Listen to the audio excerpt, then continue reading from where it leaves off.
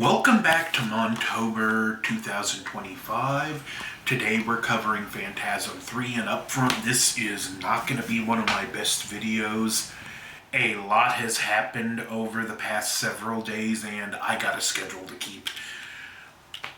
This film picks up immediately after, well, first of all, again, cast. Reggie Bannister, A. Michael Baldwin, Angus Scrimm. This film starts off right after Phantasm 2 ended. The girl is instantly killed off. Reggie barely manages to save Mike by pulling a grenade out and telling the tall man, "I'll pull this and take us both out, and I know you want him for whatever reason." Mike winds up in the hospital and some more stuff occurs. And Jody makes a return in the form of one of the Sentinel spears. So yeah, we brought Jody from the first one back into the mix. There was an attack at the hospital, and at some point, there's even an altercation with the tall man where he uses his power to burn the Jody spear, which now has this charred black look to make it distinguishable, and he's helping them where he can. Mike and Reggie spend a good deal of the movie separated. Reggie ultimately, he winds up in this ghost town, gets grabbed by this trio, and they go to this house, and they run into this kid, Tim, played by Kevin Connors, who basically has turned his home into a super demented Home Alone house with actual death traps, and he's the one that managed to kill this trio, and I'm going to call them the trio from here on out, one of which gets it with a frisbee with razors all around it. And again, we do have some more of the road movie feel, but yet we see just more and more of the wake of the tall man and just how many towns he's destroying. There's one town, Reggie, when he drives into the town, you see a sign. The population has a red X over it, and in red paint, a big 0 now. The tall man is just taking town after town after town for a purpose we don't yet know, but it's something that's obviously not any good. And we also meet up with a new character at a mortuary named Rocky, played by Gloria Lynn, who becomes an ally to Reggie after mistaking him for a robber. He has an encounter with a spear in the mausoleum, and when he's about to finish it off with the shotgun, they jump him from behind. Rocky's friend gets killed by the spear, and they ultimately do form a reluctant partnership and travel together. Now, I know there's a lot of hit or miss. Most people seem to hate the child character in this movie. Personally, he doesn't bother me that much, but I get it if you don't like him.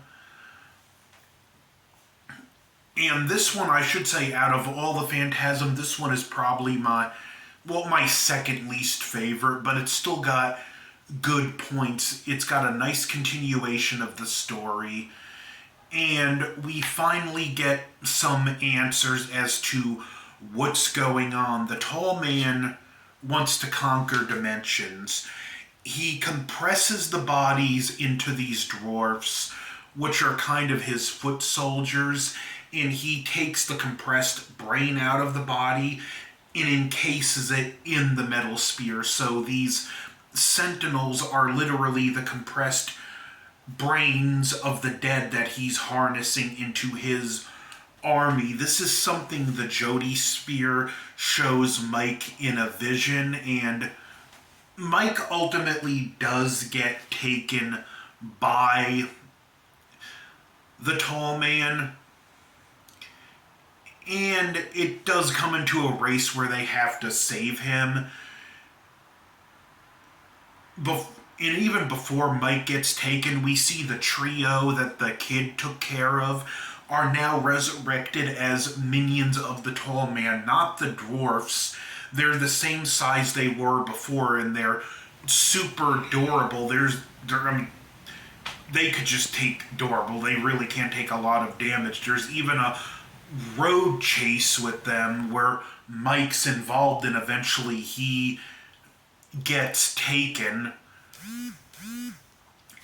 Because for whatever reason, and we're about to see why, the tall man has this obsession with Mike. There's something about Mike he wants, but we don't yet know what it is. So, much like the previous film, now we have a point where it's just a all-out assault on the mortuary.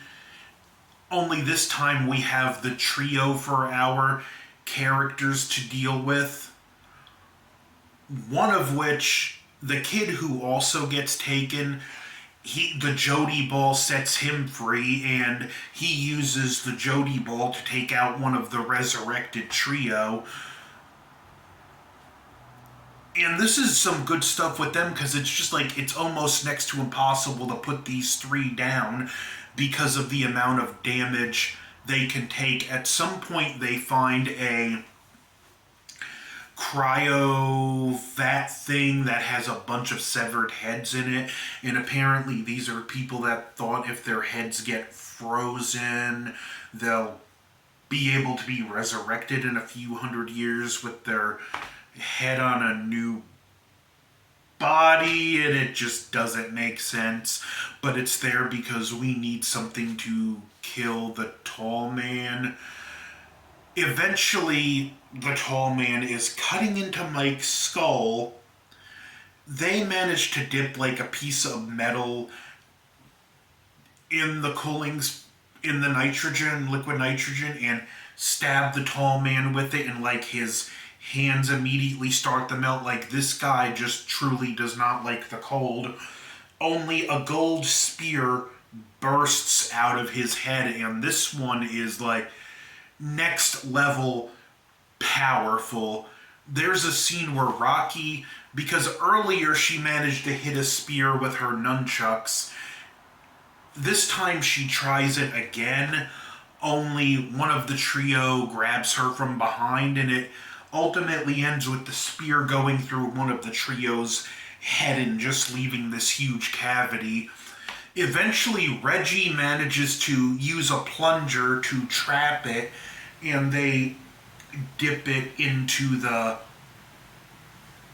nitrogen, thinking the day's over. We see Mike now has the yellow fluid, yellow blood, whatever it is.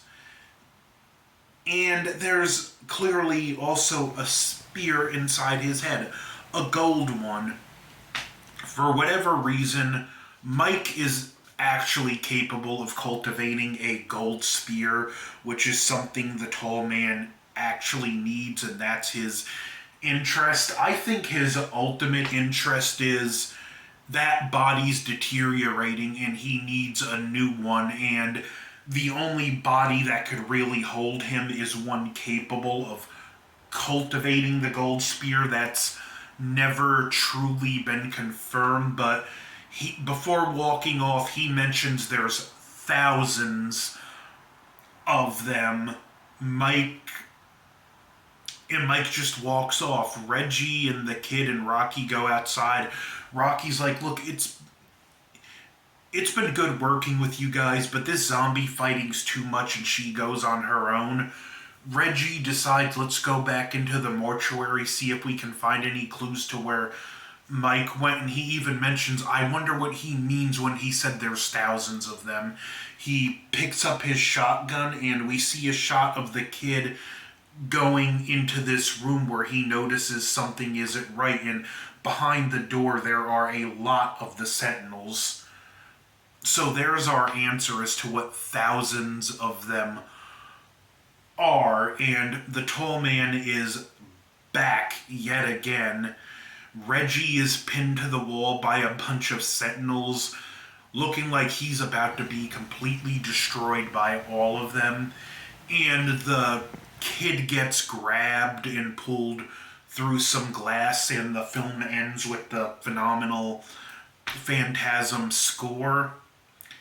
This one I would give like maybe a 7.5 out of 10. It's definitely one of the weaker entries, but it's got its point. And even though I love these films, like, the cliffhanger endings is like, come on now at this point. Like, you kind of want a definitive ending, and do we ultimately get a definitive ending for the series?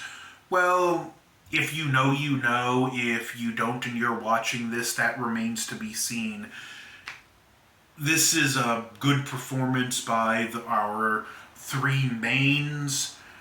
Reggie Bannister just brings more of what we love for Reggie. They do find some new stuff for Mike and a new way to take his character. The tall man is just a fixed point he always was, only with each entry he seems to be more and more sinister. So this has been my review of Phantasm 3. Boy! Don't forget to like, share, comment, subscribe, and I will see you next time when we cover Phantasm 4 Oblivion. So, over and